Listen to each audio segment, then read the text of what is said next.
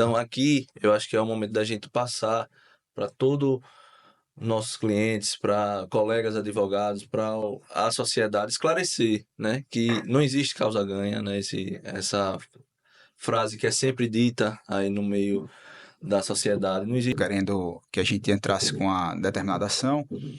E aí eu fui olhar os processos e identifiquei que não tinha menor sentido, o STJ já está julgando diferente, e neguei a ação. Era um grupo de pessoas, neguei. Para além disso, tinha outro escritório atuando no processo. A busca da advocacia, a busca do direito não é busca de dinheiro. Então, às vezes, a gente pega uma tese ou um processo que a gente sabe que não vai ganhar e vou cobrar, pelo menos eu ganhar alguma grana. Essa não é a política lá do escritório da gente, não é assim que a gente enxerga o direito. Então, a gente não vai fazer patrocínio de ações aventureiras. Então,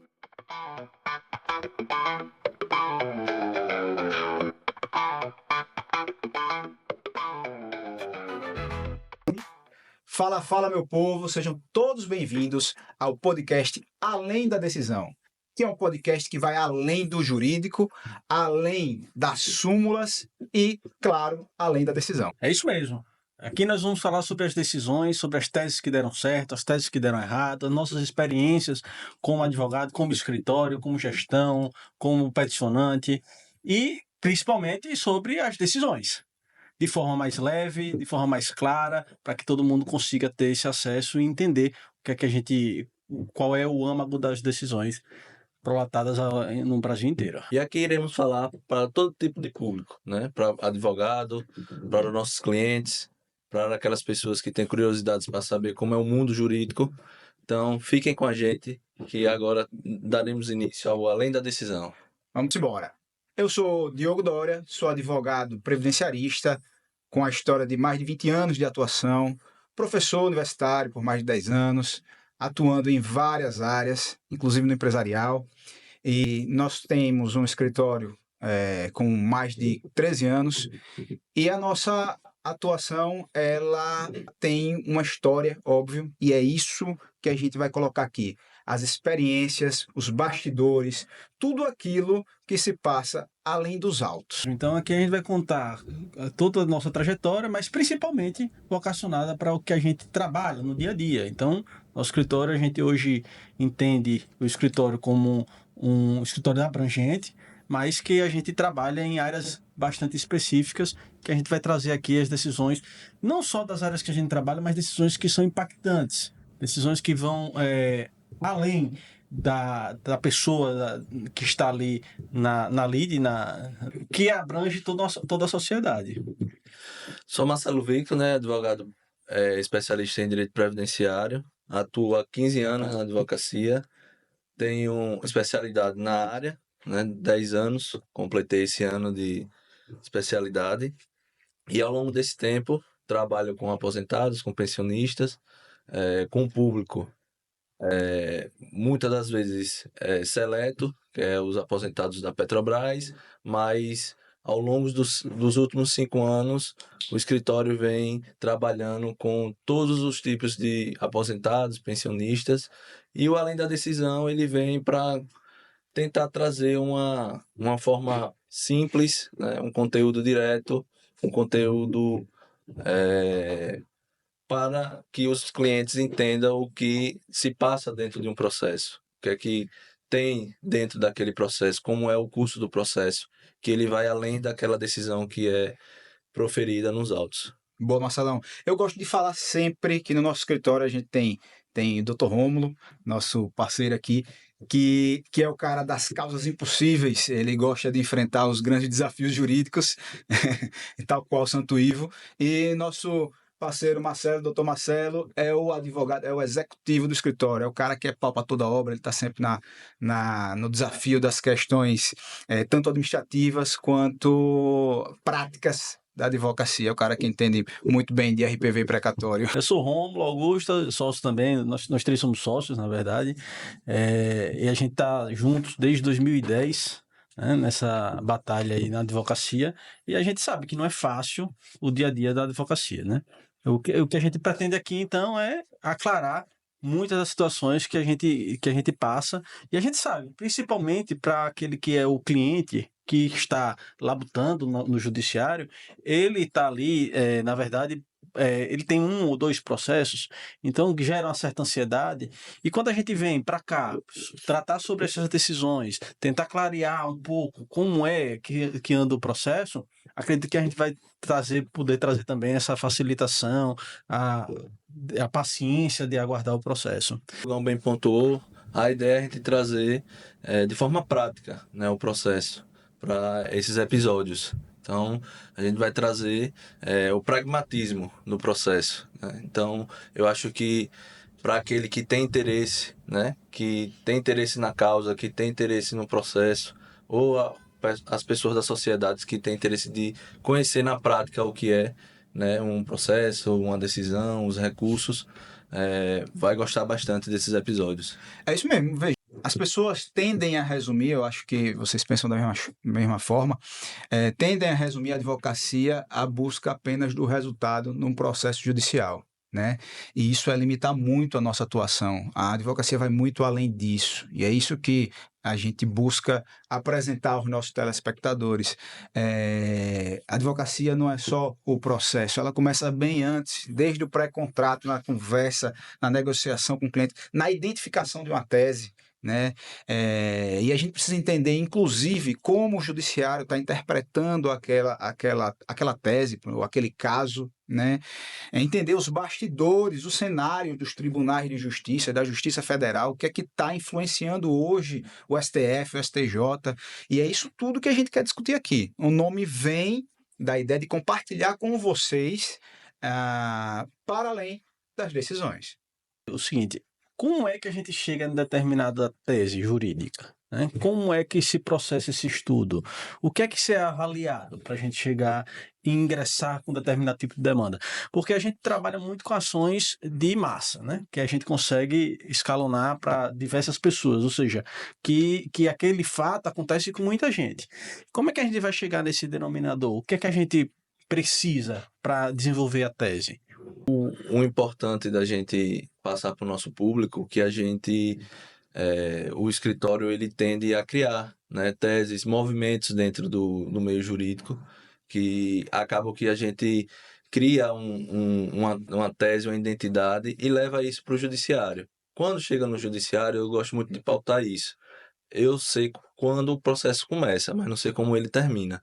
Então aqui eu acho que é o momento da gente passar para todo nossos clientes, para colegas advogados, para a sociedade esclarecer, né, que não existe causa ganha, né, essa frase que é sempre dita aí no meio da sociedade, não existe causa ganha, não existe causa pronta que você vai pegar e vai dizer ao juiz o que ele deve fazer, não. Isso passa por um processo, né?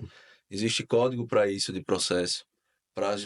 Passar todo esse processo para chegar ali na decisão e aquela decisão ela vai refletir, vai impactar na vida da pessoa e é isso que a gente tenta trazer aqui para nossos episódios, o que é essa decisão, como chega a essa decisão. Então é importante mostrar isso, né, em cada episódio do tema sugerido, que a gente vai mostrar a verdade, né, o pragmatismo dentro do processo. Isso aí, a verdade nua e crua, né, Marcelão? Então, aí, Marcelo, falando aqui, eu venho me lembrando que ontem eu recebi o telefonema de uma colega que de lá querendo que a gente entrasse com a determinada ação. E aí eu fui olhar os processos e identifiquei que não tinha menor sentido, o STJ já está julgando diferente, e neguei a ação. Era um grupo de pessoas, neguei. Para além disso, tinha outro escritório atuando no processo que viabilizaria a nossa atuação. Óbvio que a gente pode analisar e colocar um preço, mas antes do subestabelecimento a gente não poderia fazer nada. E aí, diante de tudo que a gente está conversando aqui, eu penso, e aí queria um comentário de Rômulo, de Marcelo, sobre essa percepção, né?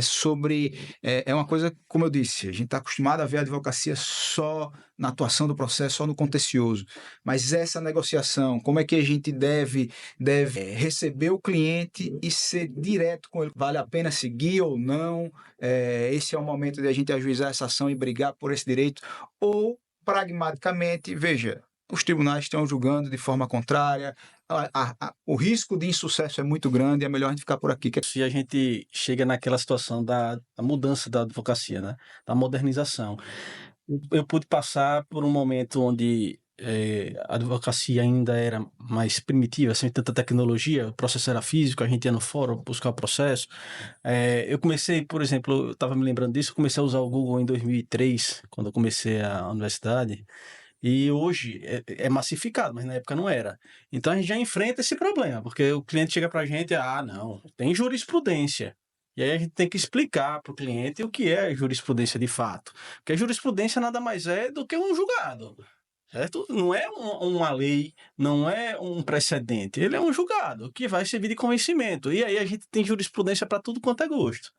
Então, a grande diferença que a gente tem em relação ao Google, às pesquisas que se possam fazer, e quando chegar para a gente já chegar achando que é de determinada forma, é que a gente consegue fazer uma análise mais profunda, ir nos tribunais superiores, identificar se aquela jurisprudência é de fato ou não a utilizada, porque a gente se engana muitas vezes, pega uma jurisprudência que a gente chama de podre, e não é bem assim. Então, eu sempre faço essa avaliação de que mesmo que o cliente venha com a tese semi-pronta, com o estudo que ele fez, uma pesquisa prévia que ele fez, isso é comum, isso a gente enfrenta todo dia. A gente entendendo que o direito não é bom, a gente tem que ser claro. Claro, sucinto e direto, porque a gente não pode ter essa sobre-informação. A busca da advocacia, a busca do direito não é busca de dinheiro. Então, às vezes, a gente pega uma tese ou um processo que a gente sabe que não vai ganhar e vou cobrar, pelo menos eu ganhar alguma grana. Essa não é a política lá do escritório da gente, não é assim que a gente enxerga o direito. Então, a gente não vai fazer patrocínio de ações aventureiras. Então, essa análise, essa troca com o cliente, ela é extremamente necessária. Já abordando esse tema, eu acho interessante sempre deixar transparente para o cliente, né? Me veio à mente agora o caso que a gente tem, então um grupo específico de funcionários da Petrobras estão sendo cobrados, né, pelos empréstimos que foram feitos, como não tem mais margem consignável no contra-cheque dele, então esse tipo de ação, ela é uma ação, vamos dizer assim, morta, né? Vamos dizer que o cliente ali, o sucesso daquela ação, ela é quase que, não vou dizer que impossível, porque existem ações que processualmente a gente consegue reverter, mas o direito é muito ruim. Então, quando o cliente chega, ele chega com a perspectiva de que vai ganhar, de que aquela cobrança é indevida, que até mesmo ele não sabe nem do que é aquela cobrança. Então, tecnicamente, você tem que explicar que a cobrança ela é devida, que é apenas uma formalidade processual, essas ações monitórias, mas que vai chegar na execução, mas que para ele, naquele momento, né, alguns deles, é interessante você ingressar com a ação, porque fazer os embargos, porque você tenta passar para o cliente que ele vai ganhar um tempo ali para se reorganizar financeiramente e dali por diante ele tentar pagar aquela dívida que surgiu com a monitória. Então, assim, eu acho que o básico, né, o primordial no direito, quando você vai pegar uma causa ou você vai procurar um advogado, é você ser transparente, direto, verdadeiro, tanto o cliente com o advogado como o advogado com o cliente. A gente precisa ter essa transparência e o técnico ali é o advogado. Então você precisa também esclarecer, aí é uma questão educativa, você precisa que o seu cliente tenha conhecimento do direito dele, se ele é ruim, se ele é bom, mas você precisa passar. Isso eu vejo que muitos dos clientes, muitas pessoas na sociedade acaba por ter essa facilidade de pesquisa, confundindo ou até mesmo interpretando de maneira equivocada aquele direito que ele acha que tem. questão do tratamento paliativo. Às vezes a gente tem que fazer isso também. Isso.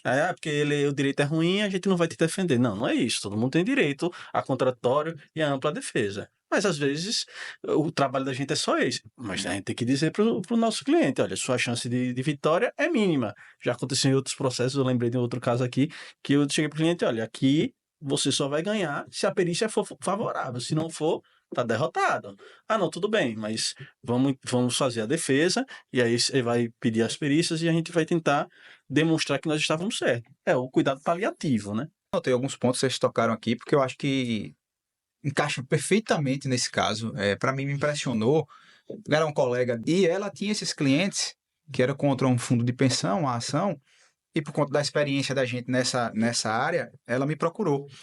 E sem conseguir dizer não, ou colocar de forma prática e transparente, como o Marcelo falou, a verdade que Rômulo mencionou aqui. Dizer assim, olha, veja, não tem muita chance, né? Na verdade, eu acho que a ansiedade talvez seja até pelo desconhecimento do tipo da matéria, que aí Marcelo toca também nesse assunto da técnica.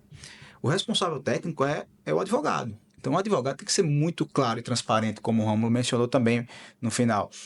Muito claro e transparente com o cliente. Veja, você tem pouquíssimas chances.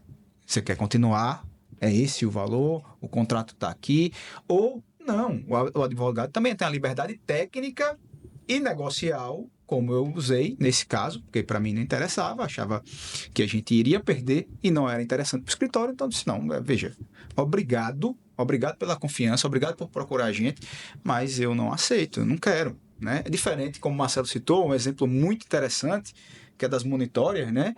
Que é um caso que a gente precisava pegar, estrategicamente precisava pegar, porque é o nosso público ali, né? Enfim, eu acho isso bem interessante, Rômulo. E você também falou num negócio que eu queria que a gente conversasse mais, que é sobre essas mudanças da advocacia. Você, como advogado também, acho que mais velho que eu, né? Já não. E como professor, também, assim como eu, passou por essa transição. E eu queria que você falasse mais sobre isso, para a gente. Apesar da pouca diferença de idade, eu fui seu estagiário. Isso daí eu estava fazendo justamente essa reflexão, como o mundo vai modernizando e agora a gente vai enfrentar uma nova concorrência, né? Que é a inteligência artificial, que pode ser um concorrente ou pode ser um aliado. Depende muito da forma como você vai enxergar isso. Eu enxergo como um grande aliado. A gente vai conseguir aumentar a nossa produtividade, certamente. Já se aumenta muito a produtividade com as inteligências que existem hoje, mas eu tenho notado o desenvolvimento bem rápido dessa modernização. A gente trabalhava, quando eu comecei a estagiar, a gente ia no fórum, o trabalho do estagiário, além de fazer algumas petições mais simples, mas era também de ir no fórum fazer carga dos autos do processo. Então, a gente tinha no nosso dia a dia essa obrigação. E lá no fórum era bom, eu gostava. Conhecia as pessoas, o pessoal, os funcionários, os servidores públicos do tribunal. A gente tinha essa vivência, tinha essa troca. Tem um servidor do tribunal que sabia todos os números do processo de cor da vara dele, botafoguense. Aí ele sempre chegava lá, ele já sei, você veio pegar tal processo. Eu disse, como é que você sabe? Eu disse, não, porque você trabalha no escritório tal e saiu um despacho desse processo. Eu disse, pô, memória da poxa. E aí a gente foi para a transição do processo digital, né? Virtualização dos autos do processo lá em 2012 aqui em Sergipe. O que facilitou muito a vida da gente, porque a gente não precisava mais sair do escritório. Ficava lá, já pegava as demandas, as publicações, dava andamento, verificava os autos, qualquer auto do processo lá. E hoje a gente tem isso daí avançado em todos os tribunais. Acredito que não tenha mais processo físico. Acho que aqui em Sergipe, de repente, tem um ou outro. Na Bahia também, mas muito poucos processos físicos. Então, isso agilizou muito o nosso trabalho. E é uma grande facilitação, porque agora a gente pode atuar no Brasil inteiro, sem precisar sair de Aracaju.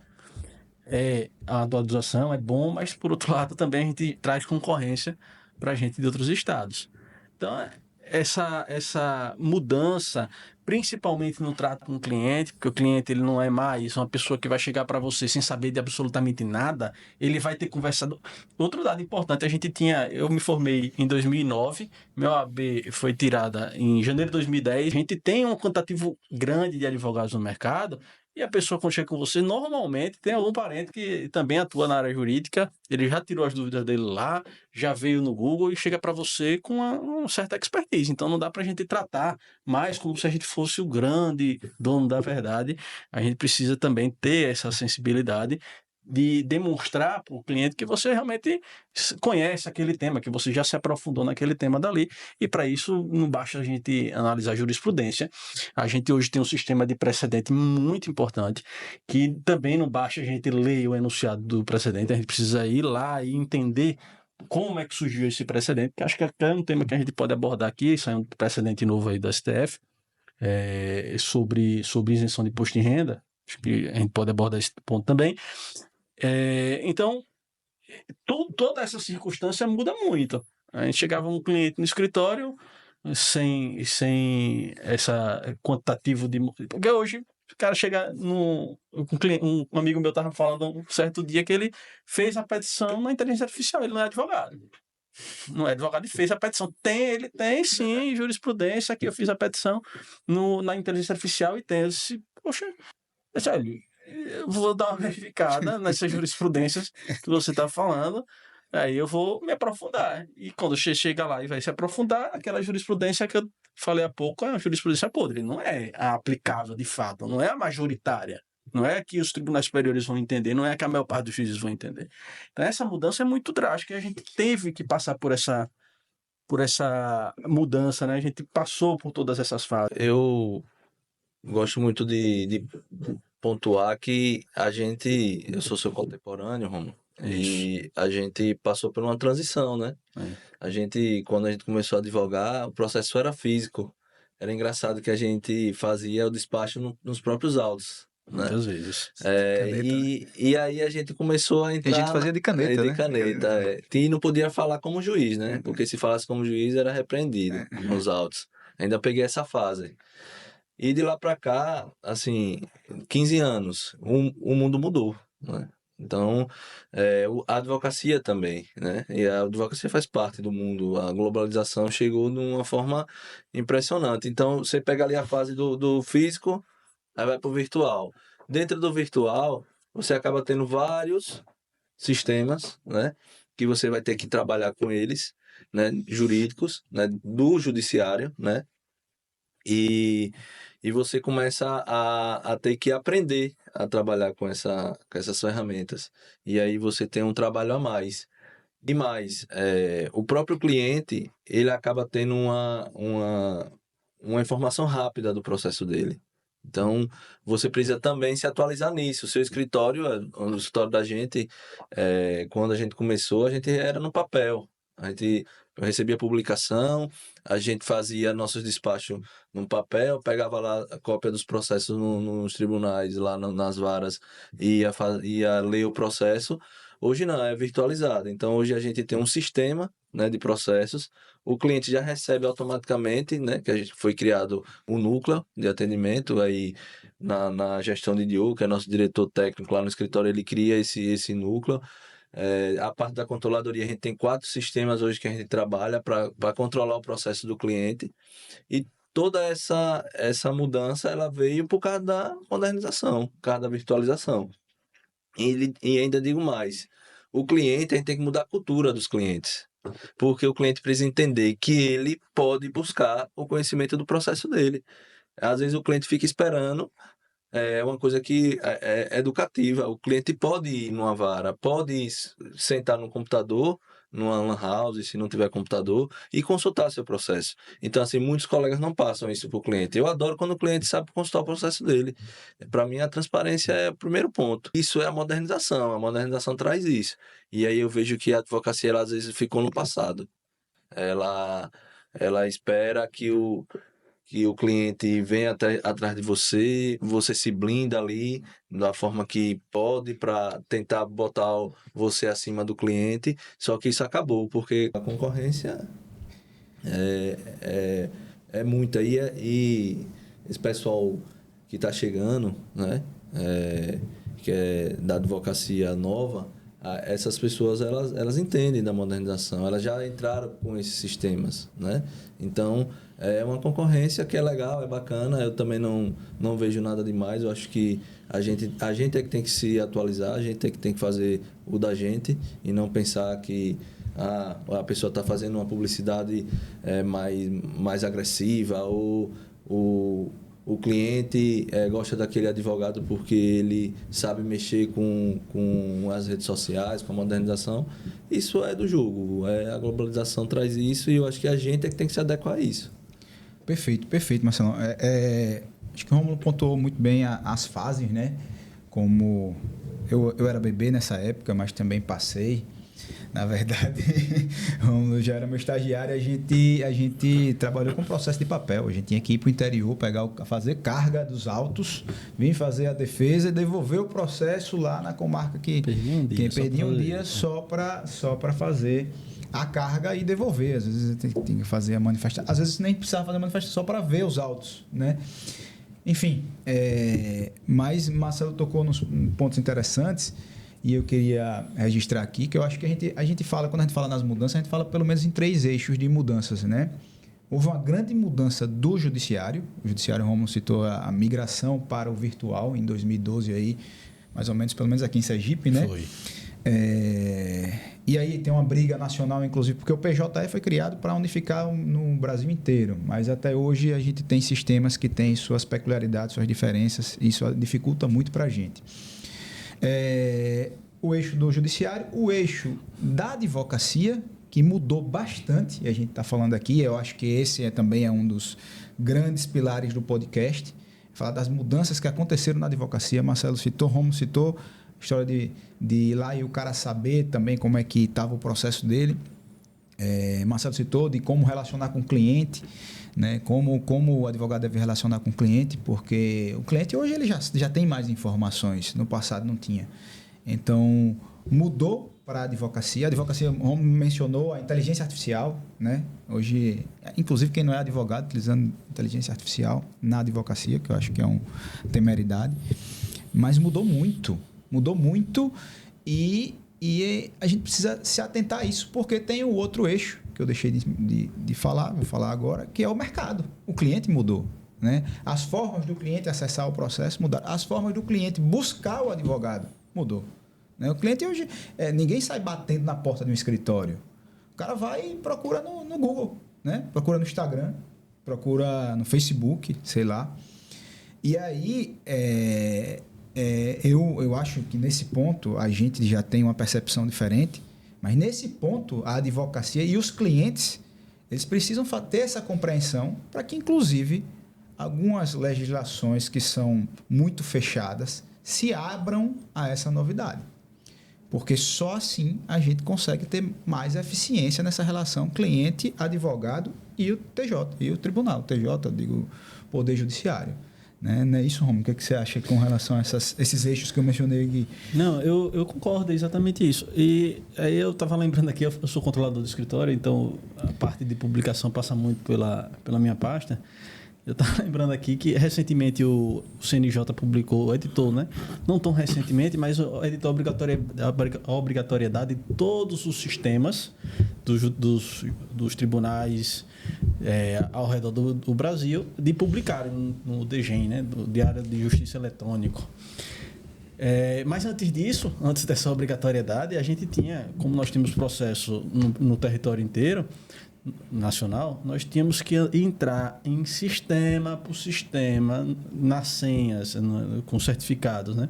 De Marcelo, no meu e no de Diogo, para verificar os processos, porque as intimações eram feitas só por ali. Antes dos processos judiciais, era sempre publicação do Diário Oficial. Aí chegava o jornalzinho. Marcelo tem uma história legal aí para contar, que ele foi estagiário no escritório, que ele que fazia a busca no jornal inteiro. Lá pelo menos a gente já vinha o recorte só com o nome o recorte com o advogado, né? Já tratado. Então a gente praticamente tinha voltado um tempo nesse ponto, porque tem que entrar sistema por sistema. Quem atuava só atuo na Justiça Federal de Sergipe. Ótimo, só tem um sistema para ingressar. Mas eu atuo em Sergipe, atuo na Bahia, atuo em Alagoas, eu atuo na Justiça Comum, A Justiça Comum aqui em Sergipe sempre publicou, para ser justo, mas a Federal não. A Justiça do Trabalho também publicava, mas aí a Federal, a PJE2X aqui em Sergipe não publica, ainda não publica. Na Bahia, a Justiça Federal também não publicava, né? Agora já publica também. Então a gente vai, os estados que a gente atua mais, a gente tinha que ingressar, era um trabalho basicamente tá lendo jornal. Hoje a gente já melhorou um pouco isso. Não concentrou o sistema, mas deu uma enxugada. Então o judiciário também está se modernizando. Está se discutindo o uso da inteligência artificial pelos julgadores, está se discutindo o uso da inteligência artificial pelos fomentadores, né? Porque tem um professor professor do processo civil, que diz o seguinte: quem cria jurisprudência, quem cria decisão não é o juiz, porque ele precisa ser provocado. Então, é a advocacia que provoca. Então, todo mundo vai passar a fazer uso dessa inteligência. Então, o judiciário está evoluindo, a advocacia também e o cliente também. Esses três atores aí, que a gente pode triangularizá-los, estão em fase de evolução e é rápida. Muito rápida. Não é algo que está engatinhando, não. Em 15 anos a gente saiu de um processo físico para um processo virtual com inteligência artificial. Mas aí você não sente que tem alguns colegas, alguns profissionais que resistem muito e eu acho que até algumas instituições que resistem muito a essas mudanças e aí eu acho que atrapalha o fluxo. Com certeza. A gente tem colega ainda que ainda está no recorte de papel. A gente usa o sistema desde 2018, 2019, a gente começou a usar sistema, a gente também tinha uma certa resistência. Passamos a usar o sistema e hoje não tem como. A produtividade do escritório, a quantidade de processos que a gente consegue tratar dentro do escritório com o sistema é infinitamente superior quando a gente não tinha sistema.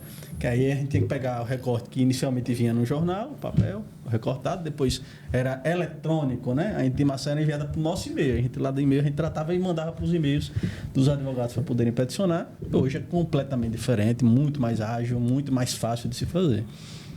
E eu acredito que você tocou num ponto dessa questão da busca, né, manual. Quando eu fui estagiário, isso hoje me ajuda muito.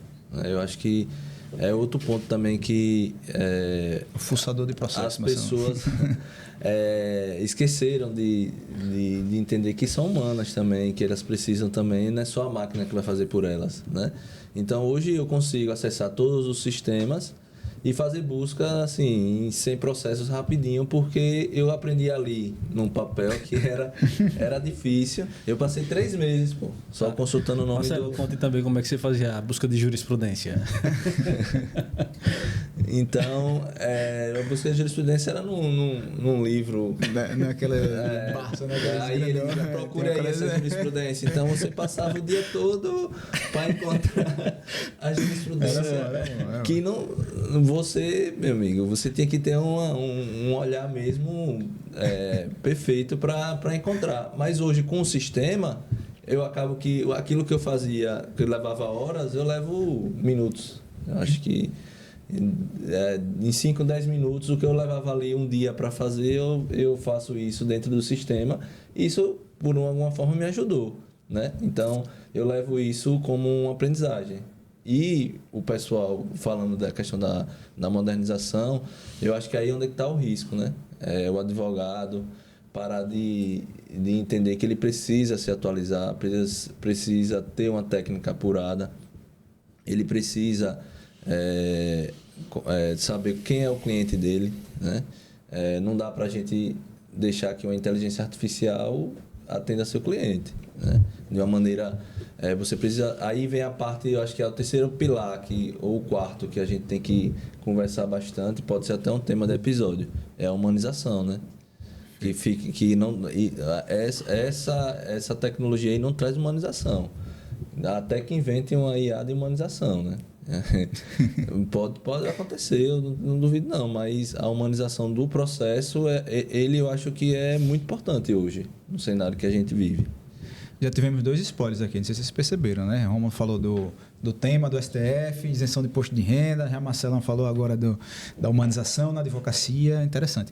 Eu só pontuo aqui, Romulo falou bem claramente dessas mudanças, né? Como impactaram, eu passei por tudo isso, né? Acho que era mato, né? Quando eu comecei, 20 anos atrás, a gente advogando, a gente tinha que realmente suar a camisa, literalmente. Carregar os processos no bracinho, levar para o escritório, fazer, devolver. Não tinha audiência por videoconferência, nada disso, enfim. Mas a gente evolui, né? E esses pilares que a gente citou aqui, esses eixos, né, de mudanças que aconteceram, elas nos trazem isso. E a gente tem que usar as ferramentas que nos são ofertadas, como a inteligência artificial, como outros mecanismos, inclusive de exposição da nossa profissão.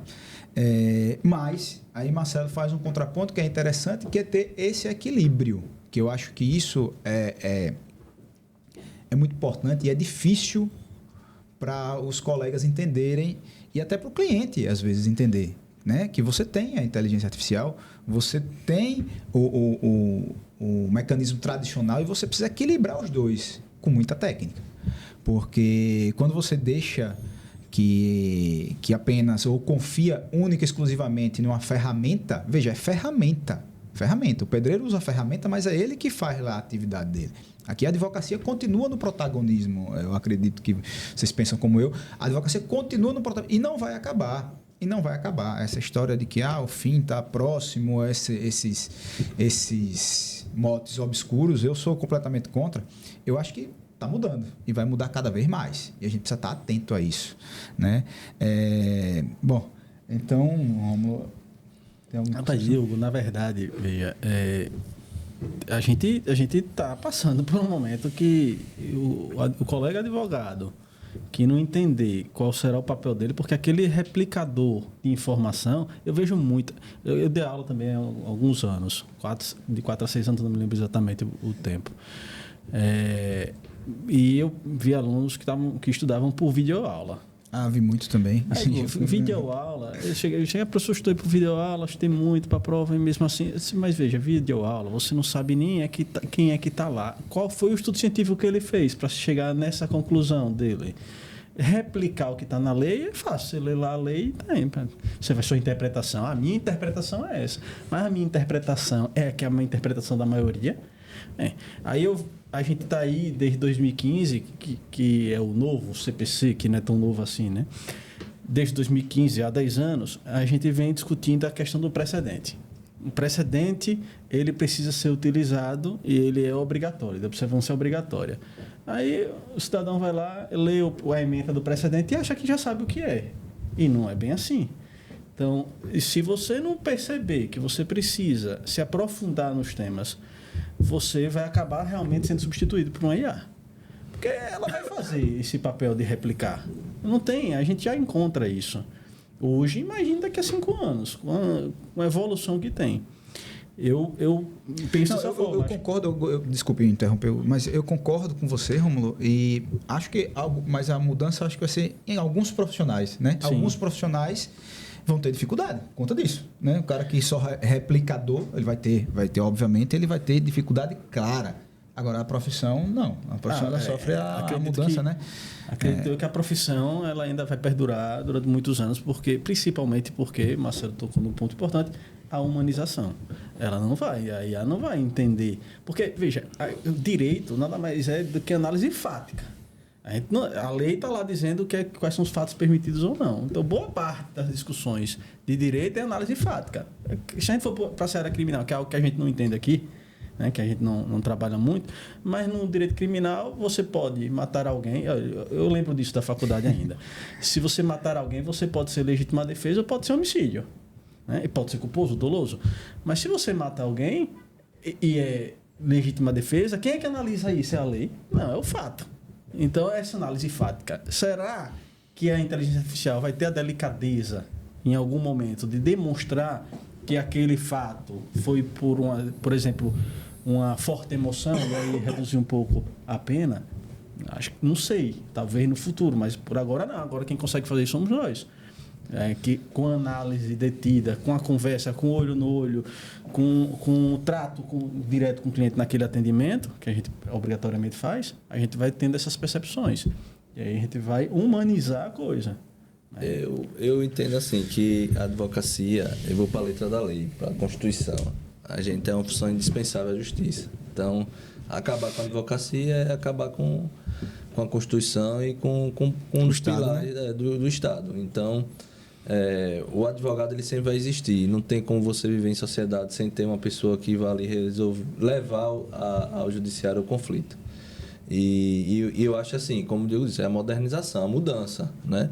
E essa mudança vem com essas ferramentas e com a humanização, porque aí você vai ter ferramentas que vai tirar a sua mão de obra artesanal, vamos dizer assim, que você fazia ali a petição artesanal, parava no escritório para fazer, parava todo mundo para fazer. Não, hoje você vai ter mecanismo, vai ter ferramentas que vai fazer isso para você. Então, aí você vai pensar em quê? Você vai pensar no lado agora de como humanizar esse cenário. Mas a advocacia é indispensável à justiça e, apesar de muitos acharem que não, né? A gente também sofre uma crise de identidade, eu entendo isso, a advocacia sofre uma crise de identidade, né? Nossas instituições que deveriam estar defendendo a advocacia, eu acho que se deixou se levar pela política e aí hoje a gente sofre uma crise tamanha, mas acho que o advogado ele nunca vai deixar de existir, né? Nossa profissão, enquanto eu for vivo, eu vou lutar por ela. E quem quiser que não lute, mas eu vou lutar. A crise de identidade, eu acho que é bem isso, né? A advocacia ela vive uma grande crise de identidade. Essa mudança toda que Romulo mencionou, essa modernização toda que a gente vem falando aqui, ela traz mesmo uma crise de identidade, porque horas o advogado é moderno, horas você tem que respeitar uma legislação bem arcaica. E a própria confusão que se faz dentro das instituições, a gente está não vou entrar nessa polêmica agora, mas já vou deixar o spoiler, né? Se fala muito na questão da ostentação, uma coisa bem subjetiva, né? Como punir, não punir, o que é que isso influencia, impacta negativamente na advocacia, porque eu sinceramente não vejo um impacto negativo. Eu acho que, não sou adepto, tá? Mas não vejo um impacto negativo, eu acho que a gente tem coisa muito mais importante para enfrentar, como o que a gente está falando aqui. E quando você toca em crise de identidade, para mim é a tradução literal do que está acontecendo hoje com a advocacia. E isso a gente tem, e é nosso podcast aqui, o Além da Decisão, tem essa responsabilidade de apresentar para o cliente, para o jovem advogado, para o advogado que está perdido, né? Que já tem muito tempo de advocacia, mas está perdido ainda no seu ambiente de trabalho. Essa crise de identidade. A gente precisa enfrentar essa crise de identidade. A gente precisa entender que a advocacia continua sendo a advocacia que está prevista na nossa Constituição, só que ela modernizou. Assim como o cliente também entrou num modo diferente, né? A busca pelo advogado é diferente, a forma é diferente, né? Antigamente, eu me lembro que a cultura, né, Romulo deve lembrar disso também, a história era o advogado tem que ter o cartão e um bom carro, né? E um escritório no centro, de preferência, para atrair o seu cliente. Hoje não é assim. A forma de captar cliente é algo bastante delicado, assim, né? A gente tem tudo moderniza, Faz mas... um spoiler aí para tudo moderniza, mas a OAB, nesse aspecto de publicização, ela segura muito a gente. Então, tem tecnologia, mas a gente tem um cuidado ético com isso muito grande. Aí, veja só, uma forma de captar que eu nunca imaginei. Marcelo pegou um determinado processo e eu disse, Marcelo, como é que ela chegou na gente, essa cliente? Lá, acho que era do sul do país. Não, a do Rio de Janeiro. Não, ela estava pesquisando jurisprudências sobre o problema dela e identificou que o escritório da gente tinha diversas ações sobre esse tema. É um tema bem peculiar para um público bem específico, mas um público que a gente atua. Assim, e aí ela foi em um site, dentro de um site, que todo advogado conhece, mas...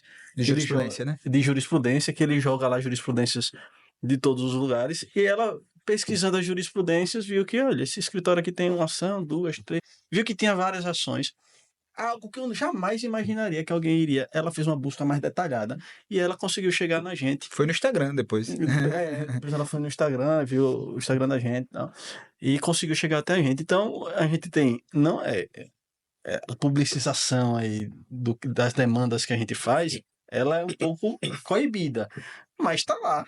No site, tá nos tribunais. Quem fizer uma pesquisa um pouco mais detida vai chegar. Verdadeiro exemplo de crise de identidade, né? Exatamente. E é engraçado porque, assim, Ela só chegou porque a gente tinha ação dessa determinada matéria. E quem não tem, mas conhece o tema, como é que chega a esse cliente?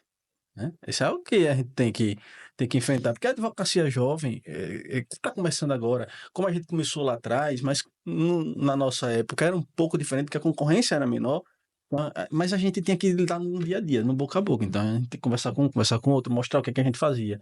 Hoje é muito diferente em relação a isso, por conta das redes sociais, das interações tecnológicas, mas a gente ainda é muito amarrado eticamente. Perfeito. Bom, a gente está se encaminhando para o final, aí eu queria mais uma vez que a gente esclarecesse para quem é esse podcast. Eu vou esclarecer, acho que nós temos grandes vieses, mas eu vou deixar os outros para Romulo e Marcelo, mas é para você, advogado, que fez o seu curso de Direito, acha que entendeu tudo, e depois percebeu na advocacia prática que a faculdade não ensina nem 10% do que a gente vive no dia a dia. Então, a gente vai contar experiências com humor, como a gente colocou algumas aqui, e vai passar para vocês o que acontece no dia a dia, com muita firmeza, com muita tranquilidade e uma dose de humor. Para o advogado, que pode ter certeza que ainda há espaço, apesar do número alto de inscritos no AB, há espaço para advocacia e muito. É também para você que está procurando, você que tem uma demanda, que tem uma ação judicial, que está querendo entender um pouco mais sobre processos, sobre decisões, sobre direito material. É para você que é o cliente final, não nosso, mas o cliente de qualquer um, que está querendo entender um pouco mais sobre as decisões, sobre o andamento de um processo, sobre o entendimento do Poder Judiciário como um todo. Também será para os nossos clientes, né? Eu acho que Sim. é um podcast também voltado para nossas temáticas, para os clientes do escritório, mas um amigo, um colega de trabalho que tenha um cliente da gente, que possa passar para ele, eu acho que é feito para todos da sociedade. Então aqui a gente vai trazer de forma simples. Eu acho que a peça-chave é isso. A gente vai trazer conteúdo simples, direto, prático, né? Como o Diogo pontuou, eu sou prático, sou pragmático, gosto de ser transparente, e eu acho que o além da decisão é isso. O próprio nome já remete a isso, né? Além da decisão. Só para a gente estar trazendo a decisão nua e crua para cá, ela não serve. A gente precisa mostrar, né, de forma prática o que vai interferir na vida das pessoas, aquela decisão, uma uniformização de um tribunal, uma jurisprudência pacificada, uma decisão que repercute em todo o cenário nacional, né, que é ali do STF, do STJ, de forma simples. A gente não vai falar nem do nome, como é que é posto, porque acaba as pessoas não sabem nem o que a gente está tratando. Então, acho que a gente tem que ser bem direto no conteúdo, porque isso faz com que as pessoas entendam como é o direito. É isso, galera. E olha, vem episódio muito bom por aí. Histórias interessantes, teses que todo mundo achou que ia furar e deram certo. Então a gente vai falar sobre isso, vai ter convidados, vai ter, enfim, conversas muito palpitantes sobre a advocacia. Teses que deram certo, teses que deram errado, a gente passou por tudo. Algumas deram muito certo, outras muito errado. Trazer pessoas aqui também que conheçam do direito material específico que a gente possa tratar eventualmente. Vamos destrinchar decisões judiciais mais profundamente dentro dos temas que nós abordamos na nossa advocacia. E estamos abertos também a sugestões de temas, a perguntas que a gente possa responder em outro episódio. Então, é isso. Gostaria de agradecer a vocês a paciência de escutar nossa voz e nossa imagem até o final. A gente vai deixar disponível no YouTube sempre, de forma integral. E vocês podem acompanhar a gente também nas nossas redes sociais. É importante isso que Rômulo pontuou. né? É importante que as pessoas sigam nossas redes, né? Compartilhem nossos vídeos, né?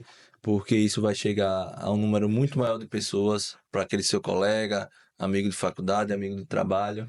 Eu gostaria de agradecer também esse espaço, esse momento, né? Que a gente vem aqui disponibilizar para falar sobre o que a gente faz no dia a dia, né? A gente faz a advocacia realmente acontecer. Então, peço que vocês acessem nossos canais, sigam a gente nas redes sociais, compartilhem, comentem, curtam, Boa. porque isso faz com que a gente também cresça e traga mais conteúdos para nossos seguidores. Aproveitando que falamos de seguir, vamos deixar o arroba da gente, né? Meu arroba é o Diogo Dória, Diogo Dória com I. @Romulo Augusto ADV. E @Marcelo ADVAJU. Então, galera, se vocês curtiram esse episódio, lembrando, mais um aviso, que no próximo teremos um quadro especial. Isso não está no código, vocês não vão querer mais perder. Clica, dá o apoio lá no podcast Além da Decisão. Aguardamos vocês no episódio 2.